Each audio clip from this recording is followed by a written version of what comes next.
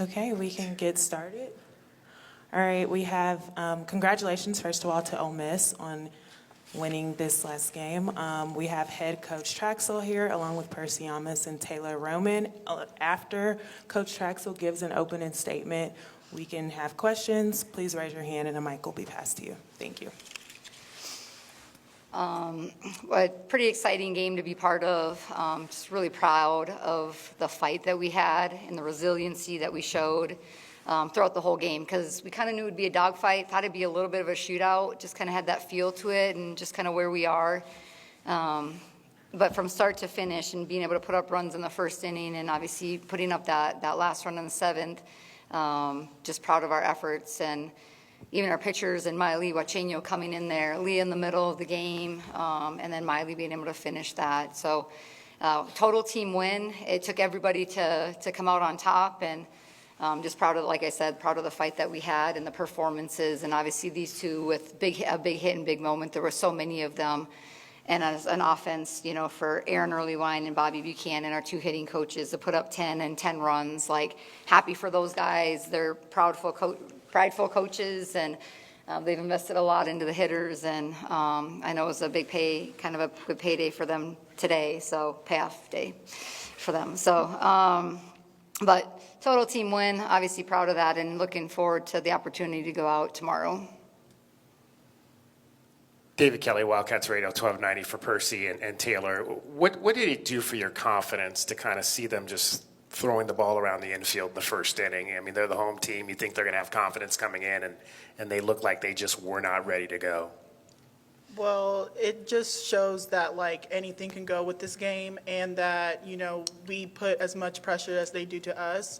So it kind of gave a confidence boost in knowing that, you know, this was really going to be a dogfight of, you know, who can lead for the longest, I think. I agree with Tiro. We're underdogs, so people expect us not to have like a great offense or, you know, defense, but we showed up and showed out. Questions for all three. First, for Jamie, why did you pinch hit in that situation? What were you thinking about? And obviously it worked out well. Well, we had talked about kind of the different matchups. We do that as a staff, you know, at night and in the morning, so we kind of have an idea of how we're going to use our matchups and our personnel, and that was actually Aaron's kind of call. We knew there were some matchups for Taylor to come in, and obviously he's got a great offensive mind. He's a head coach, and he thought in that time it was the right plug for Taylor, and I have a lot of trust in those decisions, especially for our pre-game communication. So big credit to Aaron for that decision at that time. And I actually told Taylor earlier in the cages today, I said, you're going to have a really big moment today. And I was like, I mean, it could be a walk, but I think it could be a home run. I actually told someone today, I think she's going to hit a home run today. And so, but Aaron, big credit for him on kind of the timing of that and recognizing that was the moment to put her in against that matchup. Taylor, walk us through that at bat. Well, like Jamie has said before, you know, I had not only Jamie tell me, but also Coach E and Bobby, you know, to be mentally prepared and be ready. So that's what I kind of did throughout the entire game, was have mental at-bats, know, like, what her go-to pitches were. And then they kind of threw a curveball in there when they put a new pitcher in there. But I just kind of stayed calm. Like, I didn't want anything running through my mind too much. It was just go up there, see ball, hit ball, and that's kind of what I did. That's it. And for Percy, you had 2 home runs today. What was the secret to your success? I wasn't trying to overcomplicate things, you know. I was just looking for pitches that I could hit and drive. So that's question for Coach. If you guys face the Wildcats again tomorrow, what are some of the adjustments that you're going to make for that game?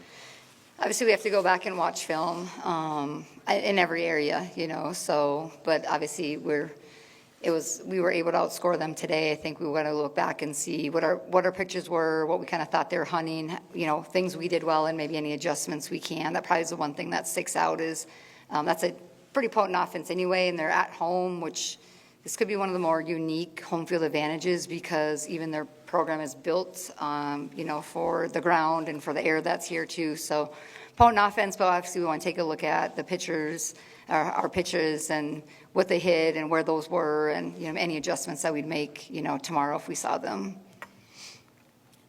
Coach, two questions for you. Did you get a sense that Nancy was any more jacked up for this game today?